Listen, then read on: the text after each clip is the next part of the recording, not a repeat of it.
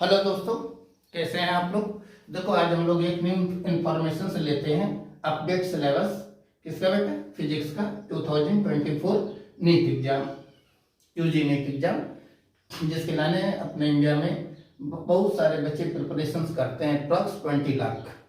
Clear.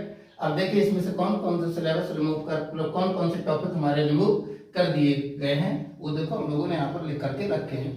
कौन सा है देखिए, colour coding, okay, earth magnetism, eddy current, resolving power, radio activity, ठीक, heat engine and heat pump, force and damped oscillations, Doppler effect, rainbow and rolling in rotational motions.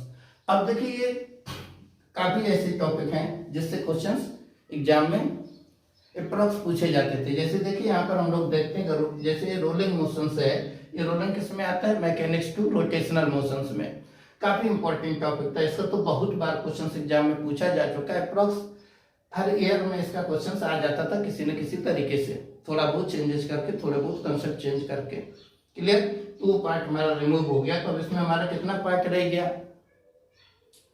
तो अब इसमें हमारा moment of inertia, parallel perpendicular theorem and it's applications.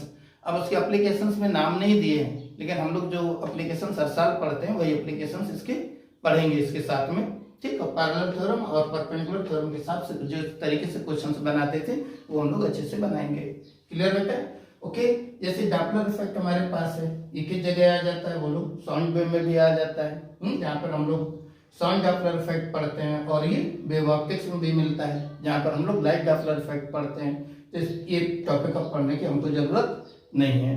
Rainbow जैसे है, कहाँ आता है, रे ऑप्टिक्स में, इसका एप्लीकेशन है TIR का, ठीक है ना, तो उसको भी पढ़ने की जरूरत अब नहीं पड़ेगी हमको। अब जैसे डैम्प्ड ऑसिलेशंस या फोर्स ऑसिलेशंस, इसके साथ में रेजोनेंस ऑसिलेशंस होते हैं, तो इन्होंने force and damped oscillations remove किया है। इसका भी क्वेश्चन डैम्प्ड ऑसिलेशंस के कई बार एग्जाम में पूछा जा चुका है। ओके बेटा। Heat engine and heat pump, ये किसमें आता है, थर्मोडायनामिक्स में। क्लियर। थर्मोडायनामिक्स के सेकंड लॉ के एप्लीकेशंस है। तो मीन्स उन्होंने ऐसे लिख दिया, heat engine and heat pump mean thermodynamics second law की डेफिनेशन हम लोग ध्यान करेंगे, बट उसके एप्लीकेशंस की प्रॉब्लम्स नहीं करेंगे, जबकि बहुत इंपॉर्टेंट है, इस पे भी प्रॉब्लम्स बहुत सारे बार आ चुका है एग्जाम में।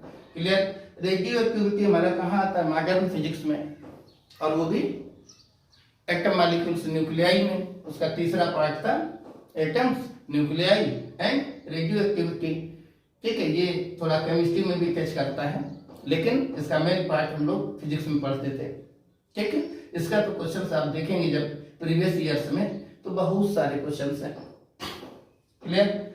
रिजॉल्विंग पावर, रे ऑप्टिक्स, किसमें आता है, रे ऑप्टिक्स में, इस पे भी कई बार क्वेश्चन पूछा गया है। एडी करंट और अर्थ मैग्नेटिज्म, ये दोनों पार्ट हमारे किसके, मैग्नेट के, ये depending of change in flux.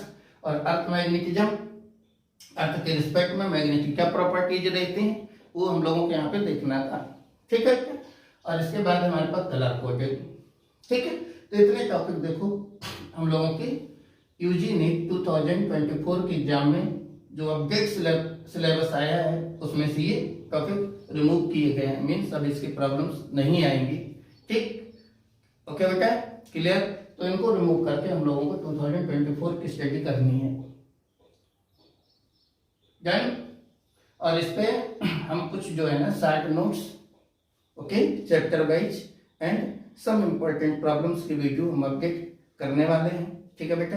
अगर वीडियो लगा है और आगे अगर शॉर्ट ट्रिक वगैरह आपको जाननी है, अच्छे से समझनी है कि कैसे किस फार्मूले में कहाँ पे कैसे शॉर्ट ट्रिक किस चैप्टर में हम लोग यूज करेंगे, उसके वीडियो हम आगे अपडेट करेंगे और अपलोड करेंगे। तो चैनल को सब्सक्राइब करिए और लाइक करिए, ताकि आप वो शॉर्ट ट्रिक और शॉर्ट पॉइंट्स जो चैप्टर्स वाइज हम लोग अपलोड करने वाले हैं आपको मिल सकें। ओके बच्चों।